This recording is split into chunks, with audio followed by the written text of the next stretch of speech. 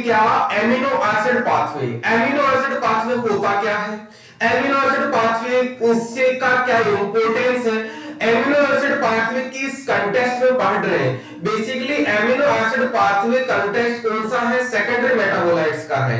Secondary metabolites क्या होते हैं, सेकेंडरी मेटाबोलाइट्स प्राइमरी मेटाबोलाइट्स में क्या डिफरेंस होता है, सेकेंडरी मेटाबोलाइट्स के और कौन कौन से पाथवे हैं, ये मैं आपको सारी चीज पढ़ा चुका हूं।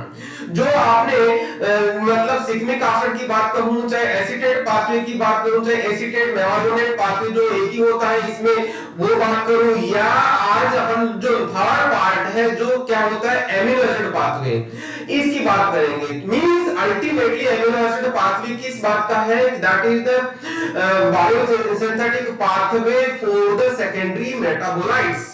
इसको हम एमिनो एसिड पाथवे क्यों बोलते हैं, पहली बात। फिर और उसमें से कौन कौन से एमिनो एसिड किस किस से बनते हैं, दूसरी चीज। और इसमें यूनिवर्सिटी एग्जाम में क्वेश्चन कैसा आता है, नेक्स्ट। और इसमें कॉम्पिटिटिव एग्जाम में किस तरह का क्वेश्चन आता है, मींस कॉम्पिटिटिव का मतलब यहाँ पे फार्मासिस्ट की बात करूं, चाहे जीपीट, चाहे डीसीयू, चाहे किसी भी तरह की बात करूं, उन सभी के एग्जाम्स में किस तरह के क्वेश्चंस आते हैं ये चीज बताने वाला हूं। तो आप समझना, स्टेप बाय स्टेप मैं आपको बताता हूं। इसको समझने के लिए मैं आपको थोड़ा सा एक चीज समझा दूं। यहाँ पे अपन बात करेंगे ग्लाइकोलाइसिस की, यहाँ पे हम बात करेंगे पेंटोस फोस्फेट पाथवे की, यहाँ पे हम बात करेंगे क्रेब्स साइकिल की। मींस यहाँ पे आपने, मैं यदि बात करता हूं तो ये कार्बोहाइड्रेट मेटाबॉलिज्म से रिलेटेड बात हो रही है, जिसका मतलब बायोकेमिस्ट्री। यदि आपने वो थोड़ा सा कंफ्यूजन है तो आप वो भी देख सकते हैं। यहाँ पे इसको मैं बात करूं तो थोड़ा सा समझना, ग्लाइकोलाइसिस का क्या होता है। ग्लाइकोलाइसिस ग्लूकोज से पायरुविक एसिड बनता है, उसको ग्लाइकोलाइसिस बोलते हैं। पायरुविक एसिड से फिर एसिटाइल कोएंजाइम बनता है, वो एक इंटरमीडिएट रिएक्शन होता है। फिर एसिटाइल कोएंजाइम से क्या होता है, एनर्जी का प्रोडक्शन होता है, कार्बन डाइऑक्साइड और वाटर मॉलिक्यूल बनता है, वो क्रेब्स साइकिल होता है। फिर दूसरा एक मेटाबॉलिक पाथवे होता है जिसको पेंटोस फोस्फेट पाथवे बोलते हैं, जिसमें ग्लूकोज से अलग अलग डिफरेंट मेटाबोलाइट्स बनते हैं, जिसमें इरिथ्रोज 4 फॉस्फेट एक इंपॉर्टेंट मेटाबोलाइट बनता है, राइबोज 5 फॉस्फेट एक इंपॉर्टेंट मेटाबोलाइट बनता है। ये इनको ध्यान रखना। तो इन्हीं चीज को अपन आज बात कर रहे हैं। मींस यहाँ पे देखना amino acid pathway, amino acid pathway क्यों बोल रहे हैं अपन, यहाँ पे इसको सिंपल सी तरीके से समझना है कि एमिनो एसिड का फॉर्मेशन हो रहा है, इसलिए हम इसको एमिनो एसिड पाथवे बोलते हैं। कीप इन माइंड, देखिएगा जैसा आपको पता है कि ग्लूकोज एक पाथवे के थ्रू जाता है, ग्लूकोज 6 फॉस्फेट बनता है, ग्लूकोज 6 फॉस्फेट का से 3 फॉस्फोग्लिसरेट बनता है। यहाँ पे एक चीज ध्यान दीजिएगा, क्या कि यहाँ पे जो इंपोर्टेड इंटरमीडिएट्स बन रहे हैं, यहाँ पे 20 की स्टेप्स, बहुत सारे स्टेप्स है, अपन वो उन स्टेप्स को एक्सक्लूड कर रहे हैं। यहाँ पे मेन 20 वाले स्टेप्स को नहीं दिखा रहे। मींस ग्लूकोज से ग्लूकोज 6 फास्फेट डायरेक्ट दिखाया, फिर 3 फॉस्फोग्लिसरेट। मींस यहाँ पे यूं समझना, ग्लूकोज जैसा आपको पता है 6 कार्बन का होता है, इसी तरह से ग्लूकोज 6 फास्फेट 6 कार्बन होता है, लेकिन 3 फॉस्फोग्लिसरेट 3 कार्बन का होता है। क्लियर? मींस ये आधा टूटता है, जैसा आपको पता है ग्लाइकोलाइसिस का पार्ट है जो 3 फॉस्फोग्लिसरेट बनता है। मींस 3 कार्बन का हो गया, इससे फिर बहुत सारे स्टेप्स होके एक प्रोडक्ट बनता है 3 फॉस्फोइनोल पाइरुवेट, जैसा कि हम डिटेल में पढ़ चुके थे। फॉस्फोइनोल पाइरुवेट कहां किससे लिंक करता है, याद करना, इरिथ्रोज 4 फॉस्फेट से लिंक करता है। इरिथ्रोज 4 फॉस्फेट किससे मिलता है, पेंटोज फॉस्फेट पाथवे से मिलता है। ये वाला पार्ट किसका पार्ट है, ये ग्लाइकोलाइसिस का पार्ट है। क्लियर? ये ग्लाइकोलाइसिस का पार्ट है। तो मींस फॉस्फोइनोल पाइरुवेट और इरिथ्रोज 4 फॉस्फेट, जैसा कि हम सिग्मिक एसिड पाथवे में पढ़ चुके हैं, तो वो सिग्मिक एसिड से याद करना कि एक तो फिनाइल एलानिन बन रहा था, आपको पता होगा, जो फिनाइल एलानिन बनाया था। दूसरा हमने क्या बनाया था, फिनाइल एलानिन से ही टायरोसिन बनाया था। तीसरा हमने एक चीज बनाया था, एथेनॉलिक एसिड के थ्रू ट्रिप्टोफन बनाया था। याद होगा आप लोगों को। मींस सिग्मिक एसिड का पार्ट भी एमिनो एसिड के पार्ट, एमिनो एसिड पाथवे का पार्ट होता है। इससे ये समझ में आ रहा है। अब अपन बात करते हैं आगे, जैसा कि ग्लूकोज 6 फॉस्फेट से राइबोज 5 फॉस्फेट बनता है। राइबोज 5 फॉस्फेट अगेन किससे बनता है, पेंटोज पेंटोस फॉस्फेट पाथवे से बनता है।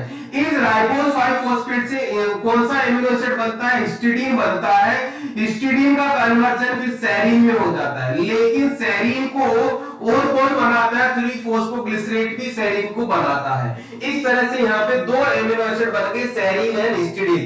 मींस सेरीन दोनों से बन रहा है, हिस्टिडीन से और 3 फॉस्फोग्लिसरेट से। ये हो गया हमारे दो एमिनो एसिड। फिर उसके बाद में आगे चलते हैं, फॉस्फोइनोल पाइरुवेट से पाइरुविक एसिड बनता है। पाइरुविक एसिड से आपको पता है पाइरुविक एसिड किसमें कन्वर्ट होता है? एसिटाइल कोएंजाइम में। एसिटाइल कोएंजाइम ऑक्सैलो एसीटेट से रिएक्शन करके सिट्रेट बनाता है। सिट्रिक एसिड साइकिल में कन्वर्ट चला जाता है, ये सिट्रेट बना। तो यहाँ पे जो काम के कंपाउंड है, काम के इंटरमीडिएट है, काम के मेटाबोलाइट्स, हम उन्हीं को बात कर रहे हैं। मीन सिट्रेट बना, सिट्रेट से अल्फा कीटो ग्लूटारेट बना, अल्फा कीटो ग्लूटारेट से यहाँ पे बहुत सारे स्टेप्स है, ध्यान रखिएगा। इसी तरह से यहाँ पर भी बहुत सारे स्टेप्स है। और यहाँ पे ऑक्सैलो एसीटेट बना, ऑक्सैलो एसीटेट ये किसका पार्ट है? क्रेब साइकिल कह सकते हैं, सिट्रिक एसिड साइकिल बोल सकते हैं, और टीसीए साइकिल बोलते हैं, means try carboxylic acid cycle बोल सकते हैं। कीप इन माइंड, जैसा कि अब ये तो हो गया हमारा एक पाथवे। पाइरुवेट से क्या बनता है? 4 एमिनो एसिड बनता है। एक तो हमारा एलेनिन बनता है, दूसरा वैलिन बनता है, तीसरा यहाँ पे आइसोल्यूसिन बनता है, और चौथा यहाँ पे ल्यूसिन बनता है। इस तरह से एलेनिन, वैलिन, आइसोल्यूसिन और ल्यूसिन, ये 4 एमिनो एसिड किससे बनते हैं? पाइरुविक एसिड से। यहाँ पर भी अलग अलग स्टेप्स होती है, हम उन स्टेप्स को यहाँ नहीं दिखा रहे। क्लियर? फिर सिमिलरली सिट्रेट पे अल्फा कीटोग्लूटारेट, अल्फा कीटोग्लूटारेट से ग्लूटामिक एसिड बनता है, जिसको हम क्या बोल रहे हैं? ग्लूटामेट बोल रहे हैं। मींस ग्लूटामिक एसिड बनता है। इस ग्लूटामिक एसिड से ग्लूटामीन बनता है। अगेन ग्लूटामीन से प्रोलीन बनता है, प्रोलीन के बाद में आर्जिनिन बनता है। इस तरह से यहाँ पे 3 एमिनो एसिड यहाँ बनते हैं। कहां से? अल्फा कीटोग्लूटारिक एसिड से ये रिएक्शन होती है। क्लियर? फिर उसी तरह से ऑक्सैलो एसीटेट से हम क्या बनता है? एस्पार्टेट बनता है, मींस एस्पार्टिक एसिड बनता है। ये एस्पार्टिक एसिड भी अगेन एक एमिनो एसिड है। फिर उसके बाद में इसका इससे इस एस्पार्टिक एसिड से एस्पार्जीन बनता है, मिथियोनिन एमिनो एसिड बनता है, मिथियोनिन के बाद में थ्रियोनिन बनता है, थ्रियोनिन के बाद में लाइसिन बनता है। इस तरह से यहाँ पे डिफरेंट एमिनो एसिड्स बन रहे हैं। यहाँ पे ध्यान दीजिएगा, बहुत सारे पाथवे को इंटरलिंक कर रहे हैं। मींस अब आपका सवाल ये होना चाहिए कि क्या कि ये एमिनो एसिड कब बनते हैं? जैसा कि आपको शायद पता है कि एमिनो एसिड से प्रोटीन का सिंथेसिस होता है, और एमिनो एसिड से बहुत सारे एल्कलॉइड्स का सिंथेसिस होता है, बायोसिंथेसिस होता है। तो जब सेल में जिस एमिनो एसिड की या जिस इंटरमीडिएट की जरूरत पड़ती है, उस तरह वो एमिनो एसिड बनता है। बट ओबीएस है यहाँ पे पेंटोस फॉस्फेट पाथवे, ग्लाइकोलाइसिस और सिट्रिक एसिड साइकिल, ये सारे के सारे सेल में इंटरलिंक्ड होते, सारे के सारे क्या पाथवे होते हैं। और जो एमिनो एसिड डिजायर्ड होता है, जिसकी रिक्वायरमेंट होती है, उसका ट्रिगर होता है फीडबैक मैकेनिज्म से, और वो पाथवे स्टार्ट हो जाता है। वो पाथवे मींस जैसा यूं कहूंगा कि सपोज आर्जिनिन बनाना है, तो आर्जिनिन का पाथवे ट्रिगर हो जाता है by mean of feedback mechanism से फिर स्टार्ट होता है। ये वाला पाथवे होते हुए इधर आर्जिनिन होता है। मींस हमेशा ऐसा नहीं कि जैसा हम पढ़ते हैं क्रेब साइकिल ऐसा ही जाएगा, हमेशा ही ऐसा ही जाएगा, ऐसा जाएगा, लेकिन बीच में रिक्वायरमेंट के बेसिस पे वो डाइवर्जन हो जाता है और एमिनो एसिड पर्टिकुलरली बन जाता है। सिमिलरली मैं इसकी बात करूं चाहे इसकी बात करूं, यहाँ पे फॉस्फोइनोल पाइरुवेट इधर भी मूव कर जाता है, सिमिलरली 3 फॉस्फोग्लिसरेट इधर मूव कर जाता है। ग्लूकोज 6 फॉस्फेट हालांकि किसका पार्ट हो गया? ये पार्ट हो गया ग्लाइकोलाइसिस का पार्ट है, लेकिन ये पेंटोस फॉस्फेट में भी एंटर करके राइबोस 5 फॉस्फेट बना देता है। सिमिलरली यहाँ पे अगेन ये इरिथ्रोस 4 फॉस्फेट बना देता है। Means as per requirement of cell हर पाथवे का डाइवर्जन हो जाता है। डाइवर्जन होने से वो रिक्वायर्ड मेटाबोलाइट या सेकेंडरी मेटाबोलाइट बन जाता है। इस तरीके से हमारा एमिनो एसिड कंप्लीट होता है। यहाँ पे क्वेश्चन क्या आता है, मैं एक चीज और बता दूं, क्वेश्चन का सिंपल सा क्वेश्चन आता है यूनिवर्सिटी एग्जाम में, डिस्क्रिप्टिव टाइप का क्वेश्चन की right short note on amino acid pathway. तो आपको जितना मैंने ये लिखाया है इस तरह का डायग्रामेटिक प्रेजेंटेशन देना है, और यहाँ पे ध्यान देना कि जब कॉपी में लिखो तो उसको तरीके से क्लियरली जैसा मैंने खुला खुला यहाँ पे लिखा है उस तरह से कोशिश करना कि खुला खुला लिखो, और उसके बाद में उसको मैंने स्टेप बाय स्टेप जैसा मैंने आपको समझाया है उसी तरह से डिस्क्रिप्टिव तौर पे आप इसको लिखेंगे, ठीक है, करना है।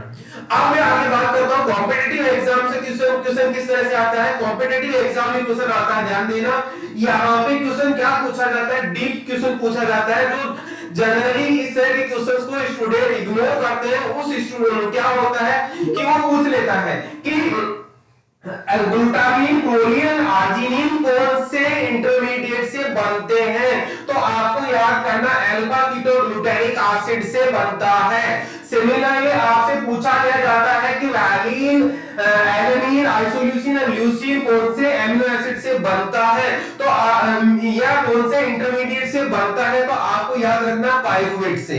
सिमिलरली अभी आपसे बोल दिया जाए कि एस्पार्टिन, मिथ्योनिन, थ्रियोनिन, लाइसिन, ये चारों एमिनो एसिड कौन से इंटरमीडिएट से बनते हैं, तो आपको याद रखना है ऑक्जेलो एसीटेट से याद करना है। मींस ये क्रेब साइकिल के पार्ट हो गए। तो इस तरह का क्वेश्चन बनता है आपको कॉम्पिटिटिव एग्जाम्स में, ये क्वेश्चन इस तरह से याद रखना।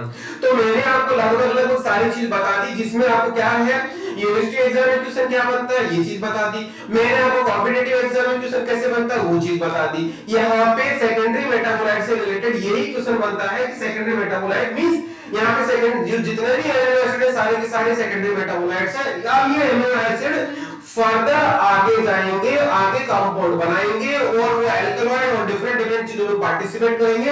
इस तरह से ये एमिनो एसिड का सिग्निफिकेंस आता है। ये सारा का सारा कंप्लीट हुआ आपका एमिनो एसिड पाथवे। ओके।